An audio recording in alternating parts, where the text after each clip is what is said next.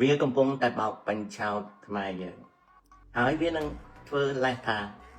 បើសិនណាជាចរចាសមុទ្រហ្នឹងត្រូវចរចាសមុទ្រជាមួយគ្នានឹងចរចាដីគោកវានឹងថាឥឡូវចរចាដីគោកអញ្ចឹងត្រូវបង្កើត JBC សមុទ្រ JBC ដីគោកចរចាជាកញ្ចប់ជាមួយគ្នាពីព្រោះវាដឹងថានៅក្រោមការកាត់សេចក្តីណាក្រោមការកាត់សេចក្តីនៃច្បាប់សមុទ្រ The UN clause កម្ពុជាពិតជាបានទឹកដីដែលខ្លួនត្រូវបានយើងខាតក៏ដោយយើងចំណេញក៏ដោយទឹកដីកាត់ក្នុងផ្លូវច្បាប់គឺយុត្តិធម៌ណាបងប្អូនអញ្ចឹងហើយណាអសយាមកពិកនេះវាកំពុងតែលបួងខ្មែរយើងឲ្យខូចខាតprocess ដែលយើងកំពុងតែ proceed ទៅកាន់ compulsory conciliation ហ្នឹងវាកំពុងតែបង្កើតរឿងហ្នឹងឡើងអញ្ចឹងហើយបានអាស័យអាស័កហ្នឹងវាចេញមកនិយាយគេថា Thailand has urged Cambodia to return to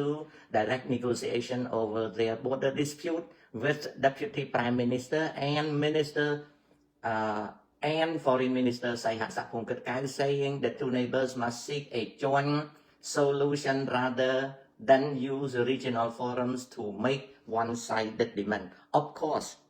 Thailand, Mr. Saihat, you are an arrogant beast. You spoke with arrogance that you decide to close the door of negotiation and now you become a losing guy and trying to throw blame at Cambodia. Cambodia JBC repeatedly sent letter to you guys asking for returning to work on border demarcation. ខ្មែរយើងចូលចិត្តផ្អើលតាមគ្នាឃើញគេល្បីអីនាំគ្នាធ្វើតាមឧទាហរណ៍បើកតូបកាហ្វេឥឡូវបើកច្រើនហួសអត់ដាច់ទេកាហ្វេឥឡូវហើយរឿងមួយខ្មែរយើងខ្វះទេពកោសល្យខាងដាក់ឈ្មោះហាងដែលយើងដាក់ណាយើងខ្វះទេពកោសល្យខាងដាក់ឈ្មោះហាងជាពិសេសកាហ្វេហ្នឹងហ្មងដាក់ឈ្មោះជាបាល់ទេលោកអើយដាក់ឈ្មោះពិបាកណាស់មិនដឹងគិតឃើញយ៉ាងម៉េចទេណាមិនដឹងគិតឃើញយ៉ាងម៉េចទេបងដាក់ឈ្មោះហ្នឹងវាពិបាកមែនតើហ្នឹងសង្កេតមើលទៅឃើញថាយើងដាក់ឈ្មោះពិបាកមែនតើមិនគួរណាស់ដាក់ឈ្មោះអីឲ្យងាយចាំណាងាយចាំណាតែដាក់ឈ្មោះមិនងាយចាំតើក្របឈូកអាចកែច្នៃជាអ្វីបានខ្លះនៅរាសួរក្របឈូកអាចធ្វើជាម្សៅសម្រាប់ទឹកក្រឡុកបានច្រើនយ៉ាង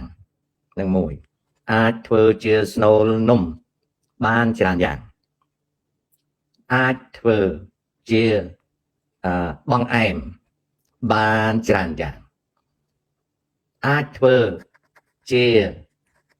អាហារដែលមិនមានជាតិផ្អែមបានច្រើនយ៉ាង